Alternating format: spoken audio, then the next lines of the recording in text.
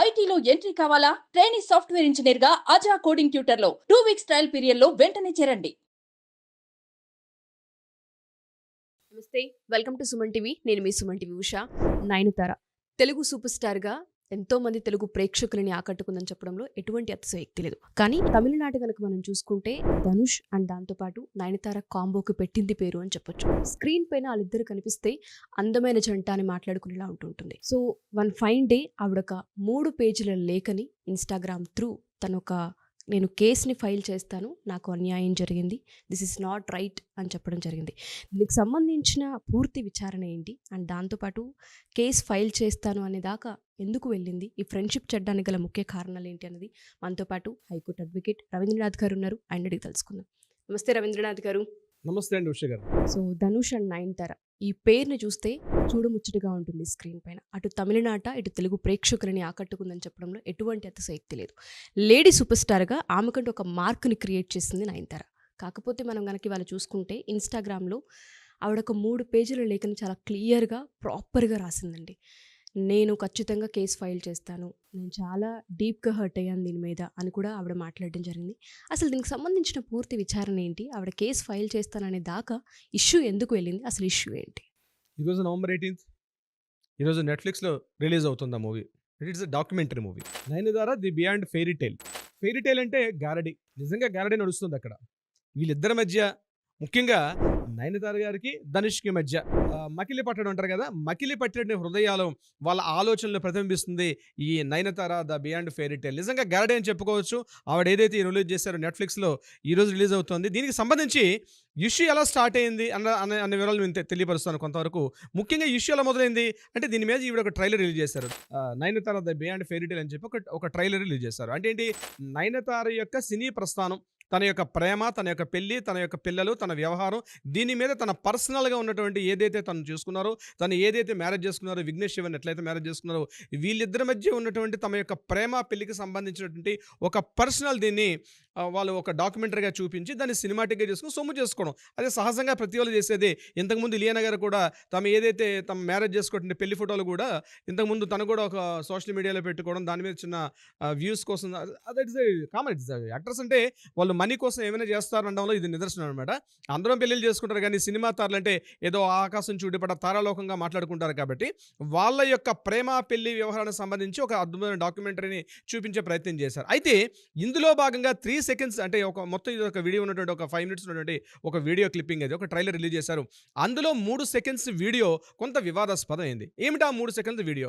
నేను దీన్ని వివరించే ప్రయత్నం చేసుకునే ముందు అసలు నయనతార గారు ఎవరు, విఘ్నేష్ గారు, ఇప్పుడు నేను చెప్పే విఘ్నేష్ శివన్ ఎవరు, అదేవిధంగా ధనుష్ గారు, కొంత వివరం తెలిస్తేనే మనకి కాంట్రవర్షియల్ అర్థమయ్యే అవకాశం ఉంటుంది. ముఖ్యంగా డయానా మరియం కురియన్, నయనతార గారి యొక్క అసలు పేరు Diana Mariam Kurian. She is born in Christian family. ఆవిడ పుట్టింది క్రిస్టియన్ ఫ్యామిలీలో, ఒక మలయాళీ కుటుంబంలో పుట్టారు, ఒక ఆర్మీ ఆఫీసర్కి పుట్టారు. పుట్టి తన అద్భుతమైన మోడలింగ్ ద్వారా సినిమా రంగంలో మొట్టమొదటిగా ప్రవేశం చేశారు. మలయాళీ రంగంలో ప్రవేశం చేసి అక్కడ నుంచి తన యొక్క ప్రతిభా పాఠవాలతో అంచెలంచెలుగా ఎదిగారు. అయితే 2011లో బాపు గారి సినిమా ఒకటి వచ్చింది, అది శ్రీరామరాజ్యం అనే సినిమా. ఆ శ్రీరామరాజ్యం సినిమాలో ఒక మహానుభావుడు, ఒక మహా కథా ఇతివృత్తం, ఒక అద్భుతమైన ఖండకావ్యం అది. ఆ కావ్యంలో నటించిన తర్వాత అందులో సీత పాత్ర వేశారు నయనతార గారు. ఆ పాత్ర వేసిన తర్వాత ఆ పాత్ర యొక్క చిత్రీకరణ సమయంలో ఆ పాత్ర యొక్క ఔచిత్యాన్ని, ఆ పాత్ర యొక్క గొప్పతనాన్ని తను ఓన్ చేసుకున్నారు. ముఖ్యంగా బాపు గారు లాంటి ఒక మహా మనిషి అట్లాంటి వ్యక్తిత్వం చేసినప్పుడు ఆ యొక్క రామాయణం ఏంటి, ఆ యొక్క కథ యొక్క ఇతివృత్తం ఏంటి, ఆ సీత యొక్క స్థితిగతులు పూర్తిగా తెలుసుకున్నటువంటి నయనతార గారు నో ఇట్స్ నాట్ రైట్ అని చెప్పి ఆవిడ క్రిస్టియన్ నుంచి హిందూలోకి టర్న్ అయిపోయారు. ఇన్ ది ఇయర్ ఆఫ్ 2011లో ఆవిడ ఆర్యన్ సమాజంలోకి వెళ్ళి తను పూర్తిగా హిందూజాన్ని మార్చుకున్నారు. పూర్తిగా ఒక హోమం చేసుకుంటూ అందులో పూర్తిగా తన పేరును కూడా అప్పటికే సినిమా రంగం ఏదైతే తనకి పరిచయం చేసిన పేరు ఏదైతే ఉందో నయనతార అనే పేరును మార్చుకున్నారు. ఈరోజు రిజిస్టర్డ్ పేరు కూడా ఈవిడ అక్నాలజ్మెంట్ కూడా పూర్తిగా హిందూ అని ఉంటుంది. ఆవిడ పూర్తిగా హిందూ మతంలోకి మారారు అఫీషియల్గా, ఆర్య సమాస్తులుగా. అట్ ద సేమ్ టైం ఆవిడ పేరు కూడా నయనతారగా చాలా మందిలోకి వచ్చారు. అయితే అప్రస్తుతం అయినప్పుడు కూడా ఎందుకు నేను మాట్లాడుతున్నా అంటే, తన యొక్క వ్యక్తిత్వాన్ని తెలుసుకోవాలనుకుంటే మనం కొంత వెనక్కి వెళ్ళాలి ఉద్దేశంతో నేను ఈ విషయాన్ని పరిచయం చేయడం జరిగింది. అంటే నయనతార గారు ఏదైనా తను అనుకున్నాను అనుకుంటే తను పూర్తిగా కట్టుబడి ఉంటారు. ఆ పాత్ర చిత్రీకరణలో సీత గారిని ఆ పాత్ర చూసి ఇంక నేను సినిమాలో నటించను అని చెప్పడం కూడా జరిగింది. దాని తర్వాత చాలామంది ఫ్యాన్స్ లేదు ఈ పాత్ర మీకు ఎంత అద్భుతమైన ఔచిత్యాన్ని ఇచ్చిందో మీరు మీ రంగాన్ని కూడా కంటిన్యూ చేయని చెప్పి అనేక వేల మంది ఆవిడకి అప్పుడు ఇంకా ఇన్స్టా సోషల్ మీడియా లేనప్పుడు తనకు అనేక మంది ఉత్తరాలు రాసి మరలా పాత్ర చేయమంటేనే సీత పాత్రలోకి ఎలా అయితే ఒదిగిపోయారో మరలా తన సినిమా రంగంలో తను ప్రవేశం జరిగింది. సో తను ఇప్పటికీ చెప్తారు శ్రీరామరాజన్ సినిమాకి బిఫోర్ శ్రీరామరాజన్ తర్వాత అనే కేటర్ని చెప్పడం నయనతార గారు చెప్పడం జరిగింది. అదే సమయంలో ఆవిడ ప్రభుదేవ గారితో మ్యారేజ్ చేసుకోవడం, ప్రభుదేవ గారి యొక్క పేరు కూడా తన ఒంటి మీద టాటూగా కూడా వేసుకున్నారు. ఇద్దరు కలిసి మ్యారేజ్ చేసుకుందాం అనుకున్నారు. అప్పటికే ప్రభుదేవ గారికి మ్యారేజ్ అయింది. తర్వాత అనేక కారణాల వల్ల అది మ్యారేజ్ పెళ్లిపెట్టల దాకా వచ్చింది. మ్యారేజ్ చేసుకున్నారు కూడా. మ్యారేజ్ చేసుకుని కూడా విడిపోవడం జరిగింది నయనతార గారి యొక్క. ఇది ఒక వ్యక్తిగత విషయం. ఇది ఎందుకు మనం మాట్లాడుకుంటున్నాం అంటే సినిమా తారలు కాబట్టి వాళ్ళ వ్యక్తిగత విషయాలు ఆవిడ సినిమా తీసుకున్నారు కాబట్టి మనం కూడా పరిచయం చేయక తప్పదు. ఆ సాహసం చేసి నేను చెప్తున్నాను. ఇది నయనతార గారి యొక్క వ్యక్తిగత విషయం. తను ఏదైనా అనుకుంటే తను చేసేటువంటి రకం. ఈ విఘ్నేష్ శివన్ గారితో మ్యారేజ్ ఎక్కడ దాకా వచ్చిందంటే నానుమ్ రౌడీ తాన్ అని ఒక మూవీ 2015 రిలీజ్ అయింది. ఆ మూవీకి డైరెక్టర్గా పనిచేసిన వాళ్ళు ఎవరంటే విఘ్నేష్ శివన్. విఘ్నేష్ శివన్ ఈ మూవీకి డైరెక్టర్గా పనిచేశారు. ఆ మూవీకి ప్రొడ్యూసర్గా పనిచేసింది ఎవరంటే ఇప్పుడు మనం ఎవరైతే డిస్కషన్ ఉన్నటువంటి ధనుష్ గారు.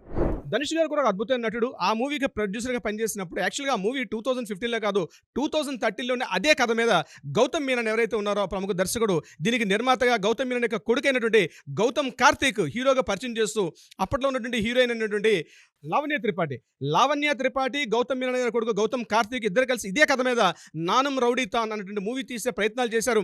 ఆల్మోస్ట్ సెట్స్ వరకు వెళ్ళింది. కానీ కొన్ని అనివార్య కారణాల వల్ల ఆ సెట్ నుంచి బయటకు వెళ్ళిపోయిన తర్వాత ఆ కాపీ రైట్స్ తీసుకున్నటువంటి ధనుష్ ఆ కాపీ రైట్స్ తీసుకొని దాన్ని మళ్ళీ 2015లో నానుమ్ రౌడీ తాన్ అన్నటువంటి ఆ మూవీ తీశారు. ఆ మూవీ తమిళనాడు విజయవంతంగా ప్రదర్శించబడింది.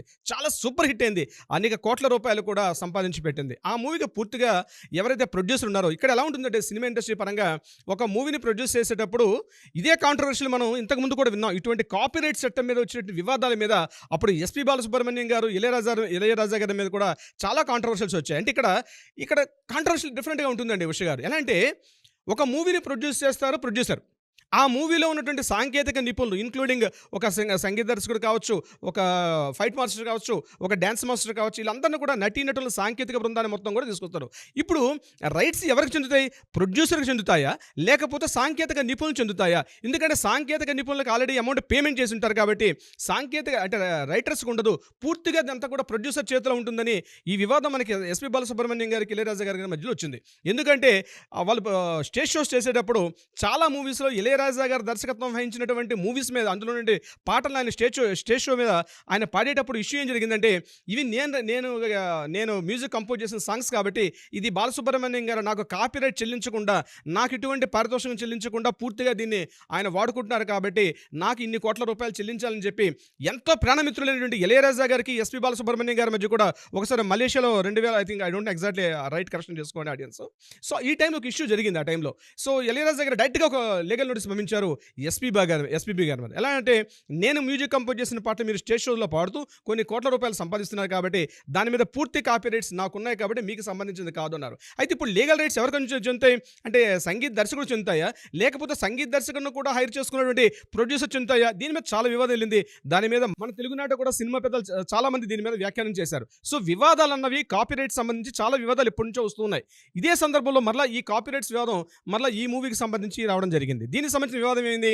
ఆ 3 seconds వీడియో ఏదైతే ఆ ట్రైలర్ పార్ట్లో వాడుకున్నారో ఆ 3 seconds వీడియో కంప్లీట్గా కూడా మేము తయారు చేసిన సెట్స్లో మేము ఉన్నటువంటి సాంకేతిక బృందంతో ఉన్నటువంటి ఆ మూవీ క్లిప్సింగ్స్ కాబట్టి అది మీరు రిలీజ్ చేయకూడదు. అది పూర్తిగా మా యొక్క ఆధీనంలో ఉంటాయి. ఆ కాపీ రైట్స్ మాకు ఉంటుంది. మా కాపీ రైట్స్ మాకు చెల్లించకుండా పూర్తిగా మీరు యూజ్ చేసుకున్న ఉద్దేశంతో ధనుష్ గారు సంబంధించిన అడ్వకేట్ అరుణ్ గారు ఒక నోటీస్ పంపించడం జరిగింది. ఏమని పంపించారు?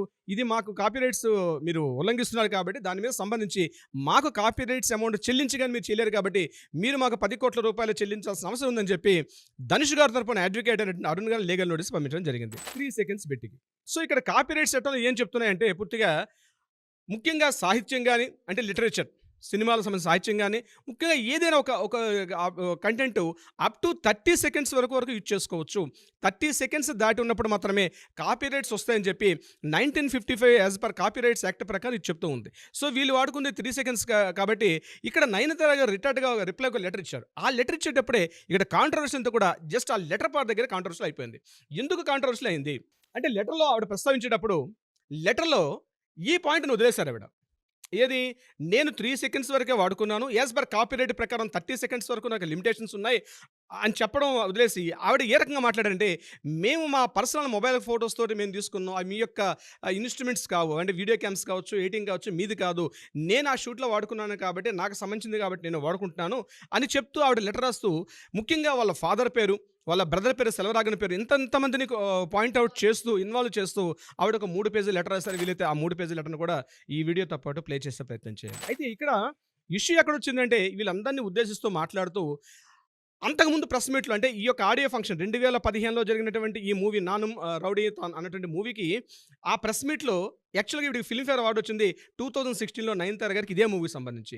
సో, ఫిల్మ్‌ఫేర్ అవార్డ్ అందుకునే ఫంక్షన్‌లో భాగంగా అప్పుడు ఆ రోజు నయనతార గారు మాట్లాడుతూ కొన్ని విషయాలు చెప్పడం జరిగింది. ఏమిటంటే, నేను ఈ మూవీలో యాక్ట్ చేస్తునేటప్పుడు నా యాక్షన్ పూర్తిగా ధనుష్ గారికి నచ్చలేదు. నన్ను చాలా అసహించుకున్నారు. అయినప్పటికీ కూడా నేను బై ఫోర్స్ చేయాల్సి వచ్చింది. ఎందుకంటే ఒప్పుకున్నాను కాబట్టి అని చెప్తే అదే సభ మీద ఉన్నటువంటి ధనుష్ గారు కొంత స్మైల్ చేసుకుంటూ వెళ్ళిపోయారు. సో, ఇప్పుడు సోషల్ మీడియా వేదికగా ఆ యొక్క క్లిప్పింగ్స్ కూడా వాడుతున్నారు చాలామంది సోషల్ మీడియా వాళ్ళు. అంటే మూవీ రిలీజ్ అయినప్పటికీ కొంత కాంట్రవర్సీ అయింది. సో, ఇప్పుడు ఈ రోజు ఎందుకు వచ్చింది ఇష్యూ అంటే, ఈ రోజు ఎప్పుడైతే Nayanthara the beyond fairy tale అనేటువంటి ఏదైతే తన డాక్యుమెంటరీని తీసుకొస్తున్నారో, సో ఈ మూవీకి సంబంధించి ఆ మెయిన్ తన లైఫ్‌లో ముఖ్యంగా ఫిల్మ్‌ఫేర్ అవార్డ్ అందుకున్న ఫంక్షన్ కావచ్చు, అదేవిధంగా తన హస్బెండ్ అయినటువంటి ఈ విఘ్నేష్ శివన్ గారు కూడా ఒక టాప్ హిట్ ఇచ్చినటువంటి మూవీ కాబట్టి, ముఖ్యంగా వీళ్ళిద్దరు మ్యారిటల్ లైఫ్‌లో స్టార్ట్ అవ్వడం కూడా ఈ మూవీతో స్టార్ట్ అయింది కాబట్టి, ఈ మూవీ వీళ్ళకి చాలా ప్రైమ్ విషయం ఇన్ఫర్మేషన్ అనమాట. సో, దీనికి సంబంధించి ఎన్ఓసీ ఇవ్వమని చెప్పి ఈ మూవీని మేము కొన్ని క్లిప్పింగ్స్ వాడుకుంటాం అని చెప్పి ధనుష్ గారికి నేను 2 ఇయర్స్ నుంచి నేను రిపీట్ చేసి అడుగుతున్నప్పుడు కూడా ఆయన రెస్పాండ్ అవ్వట్లేదు. అందువల్ల నేను దీన్ని పెద్దగా టచ్ చేయలేదు. అప్ టు ఓన్లీ 3 సెకండ్స్ వాడుకున్నా అని చెప్తూ ఒక పెద్ద వృత్తాంతం రాశారు. ఈ 3 పేజీల వృత్తాంతంలో ఈ ముఖ్యంగా నయనతార గారు. అయితే ఇక్కడ కాంట్రవర్సీ ఏమిటంటే, సినిమా రంగంలో ఉన్నటువంటి వ్యక్తులు ముఖ్యంగా తమ యొక్క మూవీ కావచ్చు, తమ యొక్క వెబ్ సిరీస్ కావచ్చు, ఇటువంటి సందర్భాల్లో ఏదో ఒక కాంట్రవర్సీకి వెళ్ళడం అలవాటు. అయితే ఈరోజు ఉన్నటువంటి ఈ కాంపిటీషన్‌లో తన యొక్క మూవీని ప్రమోట్ చేసుకునే ఉద్దేశంతోటి, తను ఏదైతే డాక్యుమెంటరీ ఈరోజు నెట్‌ఫ్లిక్స్‌లో రిలీజ్ అవుతుందో, దీన్ని కాస్త కాంట్రవర్సీ చేసే ఉద్దేశంతో బహుశా ఇటువంటి వివాదం తలెత్తిందా అని చెప్పే కొంతమంది విమర్శకులు కూడా ఉన్నారు. ఎందుకంటే ఇది ఎప్పుడో 10 years back movie. 9 years back జరిగినటువంటి ఒక అవార్డ్ ఇన్సిడెంట్. ఫంక్షన్ ఇప్పుడు జరుగుతుంది.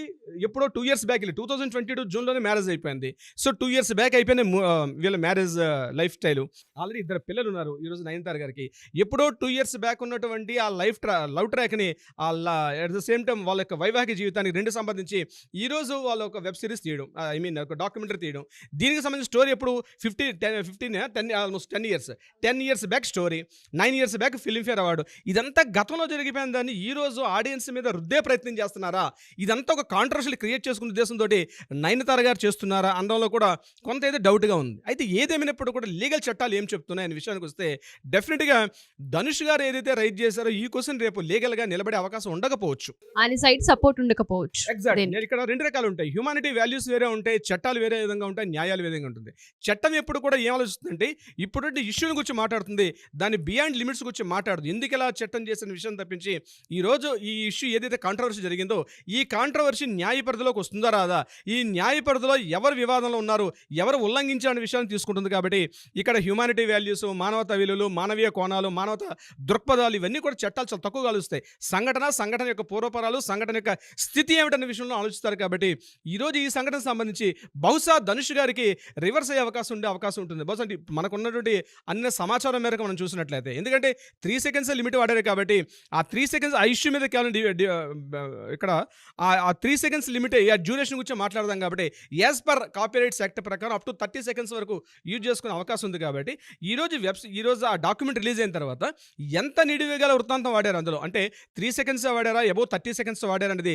ఎందుకంటే మనం చూసేది ఓన్లీ జస్ట్ ట్రైలర్ పార్ట్. ఈరోజు కంప్లీట్ ఫుల్ లెంగ్త్ రిలీజ్ అయిన తర్వాత అందులో ఎంత వాడారు అనే దాని మీద ఆధారపడి ఉంటుంది.